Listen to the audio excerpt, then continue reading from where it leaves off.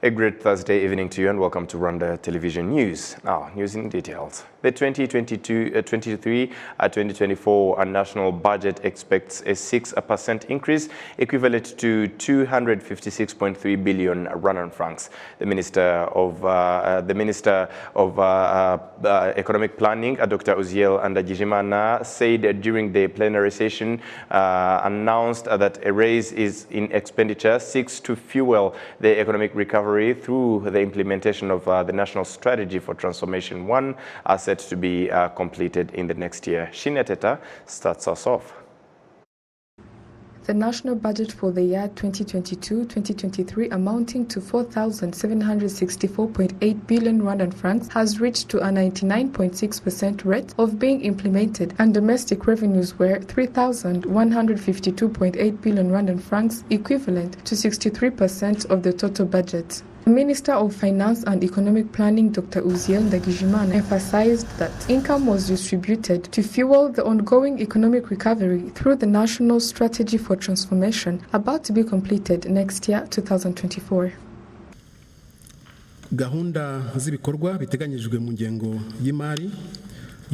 Projects expected in the 2023-2024 national budget were selected based on the NST1 goals and Vision 2050, and also curbing the effects of COVID-19 and factors like the war in Ukraine. There also heard discussions between the Ministry of Finance and Economic Planning and other institutions on the 2023-2024 budget, with the aim of analyzing the essential before the approval of the cabinet meeting. Analysis shows that expected foreign aid is 652.1 billion Rwandan francs, that is equal to 13%, whereas foreign loans will be 1,225.1 billion Rwandan francs, indicating 24% of the total 2023-2024 national budget. On the other side, domestic revenues combined with external loans take 87% of the national budget 2023-2024, and deputies have requested that more funding than accorded should be allocated to mitigating the effects caused by the natural disasters in consideration of the welfare of Rwandans.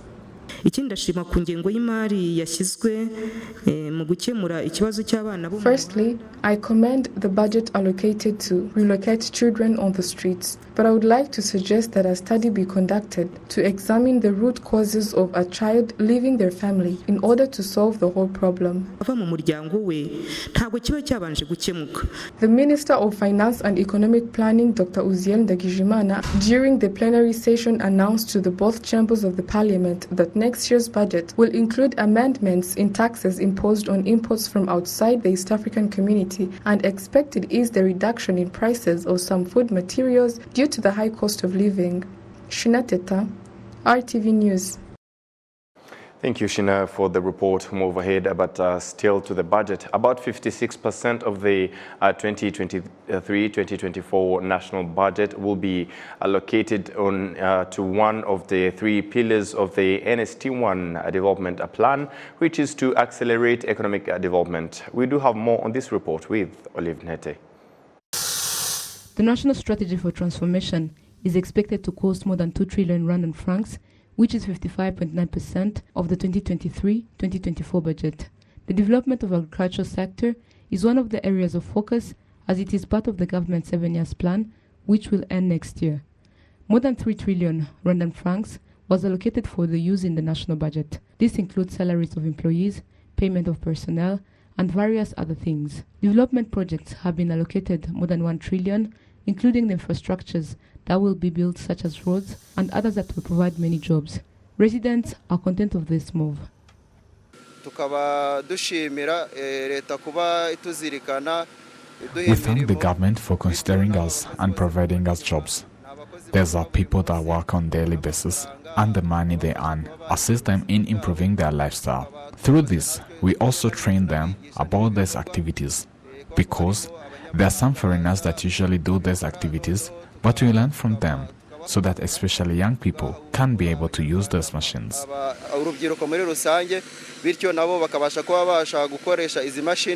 Agricultural development activities are among the most important activities that are focused on in NST1 in this budget. This was well received by farmers.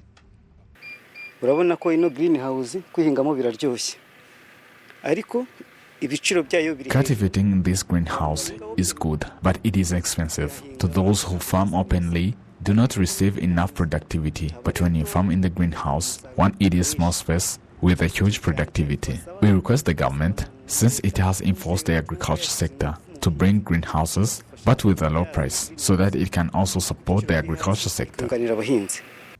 Building a climate-friendly economy and dealing with the climate change is part of what this budget has taken into account due to the fact that Rwanda recently lost the lives of about 131 people and that the country will need more than 300 billion Rwandan francs to repair the damage.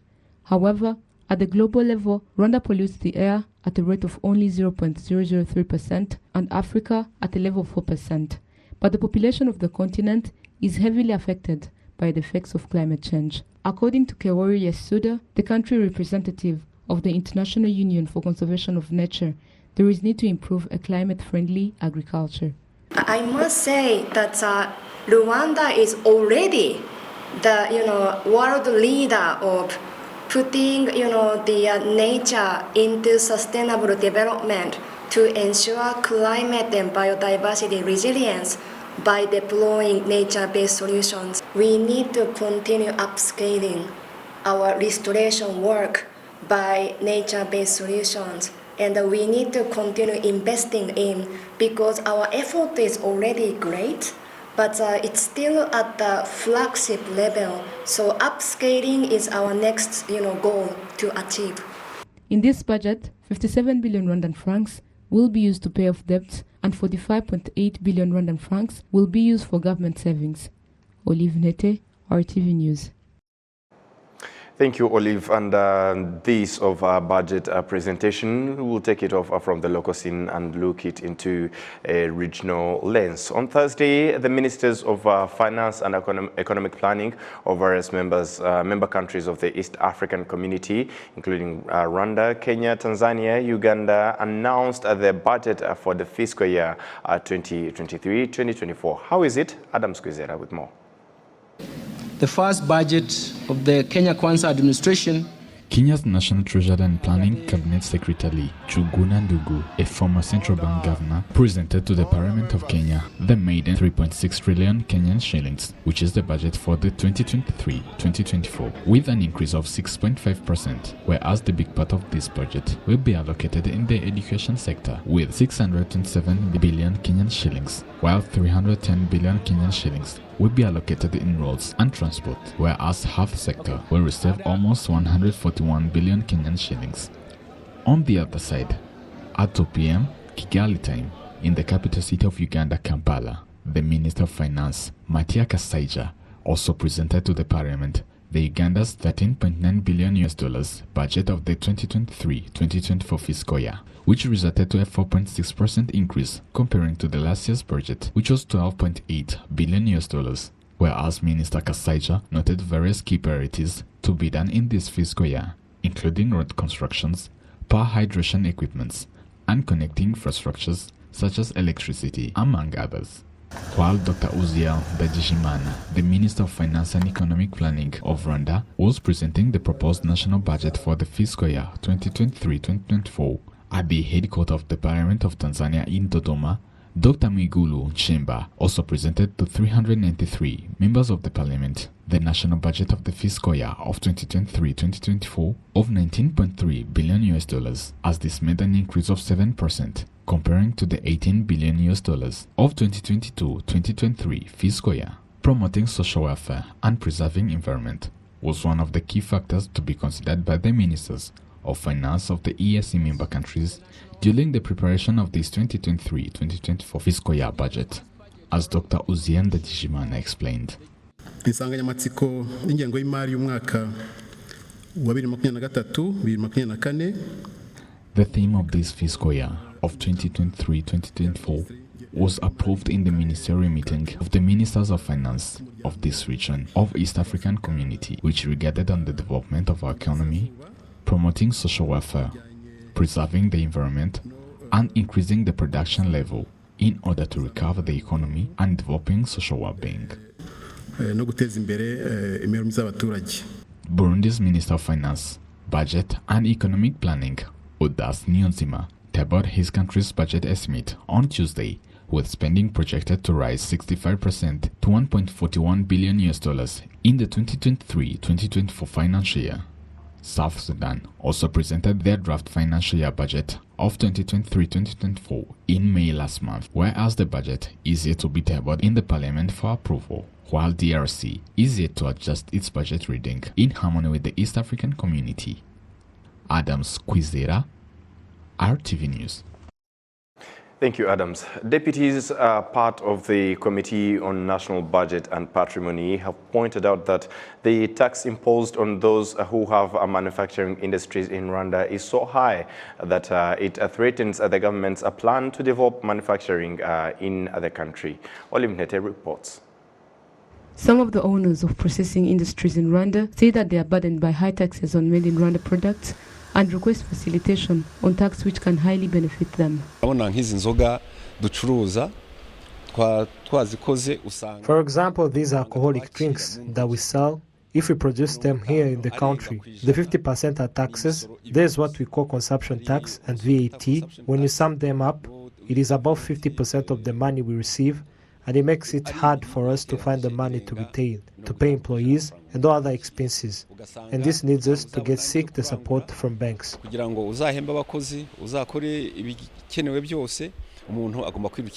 Nk'iyo tugurishije umupira, tuvuge niba hano dufitemo imipira y'igihumbi, uzasanga umusoro wa. We will keep on discussing, and your colleague asked why we are changing it. We will keep on doing that because our policy is citizen-centered. And if the resident is burdened, it is our responsibility to find a solution as long as it benefits the development of the population.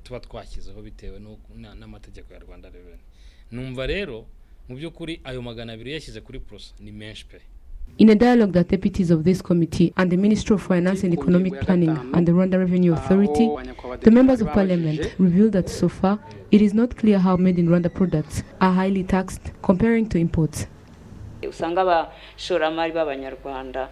You find that investors from Rwanda reveals that incentives are allocated to foreigners more than them. I want to know if that is true comparing to the analysis that you carried out, because to me that would be unfair on one side because the incentives should be equal both on foreigners and to Rwandans as well. Among what you mentioned includes improving made in Rwanda products. There is one factory of alcoholic drinks that presented to us challenges met on a daily basis, and that include the fact that they pay 170, and if they produce products and you do not support them, and then the taxes are at 170, what can be done to support these factories? The Minister of State in charge of National Treasury in the Ministry of Finance and Economic Planning, Richard Tushabe, points out that they will closely evaluate how to facilitate processing industries in Rwanda so as to support the improvement of made in Rwanda products. If people become interested in retailing and purchasing goods made in Rwanda, this will significantly increase foreign currency in the country and help us spend a lot of foreign currency when retailing from abroad. When foreign currency stays within the nation, prices decrease. As you may know, the current inflation is brought on by external problems such as the war in Ukraine and the effects of the COVID-19 pandemic. According to Angelo Musinguzi, an expert in economics and taxes, if Rwanda reduces taxes on these products produced in the country, this will highly benefit the country, as well as reduce imports, which have also increased due to the COVID-19 pandemic and the war in Ukraine. And if Rwanda boosts its efforts to produce made in Rwanda products, and if its citizens are concerned about utilizing these goods, this will much decrease and the country will also have access to foreign currency. Since 2009, the industrial sector in Rwanda has grown at an average of 9.4% per year. The industry's share in the country's gross domestic product rose from 16% in 2009 to 19% in 2019. Thank you, Olive Nete, for the report. Moving ahead, the Police Symposium on Peace, Security and Justice started on Thursday, June 15th at the National Police College in Musanze District as experts in various fields, including scholars, policymakers, academicians and researchers discussed on how to enhance justice for sustainable peace and security in Africa. The Minister of Justice and Attorney General, Dr. Emmanuel Ugirase highlighted that justice, peace and security should go hand in hand for the safety and order on the continent. We have more. The participants in this symposium are the police and other security personnel and those who work in the justice sector from different African countries who are participating to complete a year-long course at the National Police College. Discussions given by different experts and scholars focused on the justice on the African continent from the past to the present. Dr. Businje Kabumba, a university lecturer at the Makerere University in Uganda, highlighted some of the issues facing Africa's justice system. But in the colonial moment, there was a set of law that was brought that was alien. And in this alien nature, to learn it, you had to go away. And in going away, there was both geographical distance, but also cultural distance. The farther away you went to learn the law, the farther away you went away from your community, from the things you had known. With the effect that when you came back, you were a stranger to yourself, a stranger to your people, of little use to yourself and to your people. Highlighting Rwanda's example, Havugiyaremye Aimable highlighted some of the effective homegrown solutions depending on the issues facing individual countries on the continent. Using our homegrown solutions, using our programs that we own. Now the result is to have a country where convicts reconcile with survivors. The picture you can see there, that lady who is greeting that man killed the husband of that lady during the genocide. You can understand that sacrifice so that we can build a peaceful nation. Some of the participants expressed optimism in this symposium regarding helping them to fulfill their duties. Like in the issue of Rwanda, we've seen Rwanda using different measures in providing justice to the people in order to reconcile the people after the genocide against the Tutsi. And also we've learned so much things about leadership in order to bring the people together. So bringing the symposium here, it's like refreshing. It's like bringing a green light to our leadership journey. The Minister of Justice and Attorney General, Dr. Ugirase Emmanuel, noted that the only catalyst for peace and security on the African continent is a functioning justice system. When you look at many of the recurrent conflicts in Africa, they are associated with social injustices, resulting into structural violence, insurgents, violent extremism or terrorism, as well as divisive politics, unequal distribution of scarce resources, marginalization, discrimination, human insecurity, just to name but a few. And this has been a challenge to achieving this safe and just pace for humanity. Indisputably, there is no magical way of preventing or addressing all these social injustices, if not through enhancing justice. And this can be certainly achieved by strengthening justice institutions with a view of making Africa a peaceful continent. 35 law enforcement officers from 10 African countries are part of the 11th Police Senior Command and Staff Course intake. The police students are from Ethiopia, Kenya, Malawi, Namibia, Lesotho, Nigeria, Somalia, South Sudan, Tanzania, and Rwanda.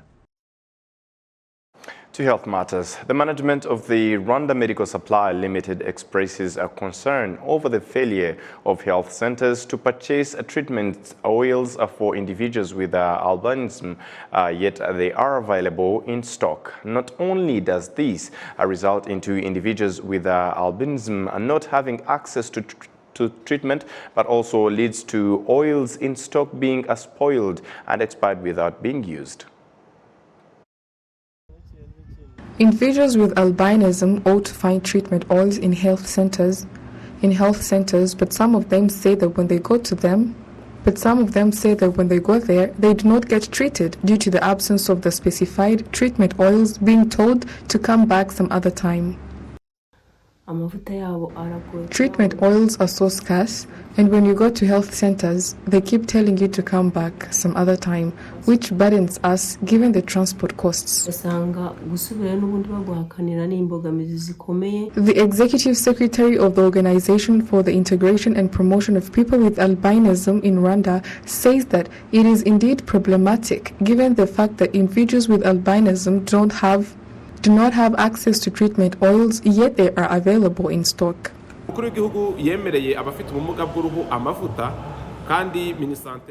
President offered treatment to individuals with albinism, and through cooperation of the Ministry of Health and Rwanda Medical Supply Limited, the treatment oils are available. But the issue is that in some districts, people don't have access to those lotions because health centers do not purchase them from the stores. On the other hand, some health workers say that they purchase medicine for albinism depending on the available demand in the area that the health center is based to avoid losses, while others say they purchase in belief that they will be bought by patients. You purchase depending on the demand curve, but we also add extra stock for a sudden demand for the treatment. The Chief Executive Officer at Rwanda Medical Supply Limited, Pai Harerimana, says that there is a lot of treatment oils in drugstores and branches of this institution in the districts, but health centers do not purchase the medicine to give it to patients. He also adds that there are existing precautions taken to prevent the expiration of those treatment oils.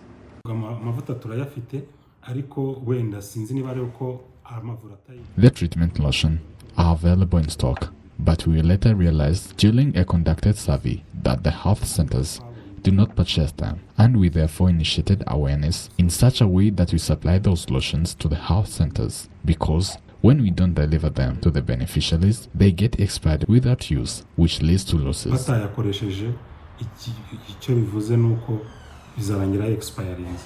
Presently, there are 1,238 individuals with albinism according to the Organization for the Integration and Promotion of People with Albinism. Shinateta, RTV News. And on behalf of the entire news and production team, many thanks for being with us. Up until next time, stay safe and have a great weekend ahead. Bye.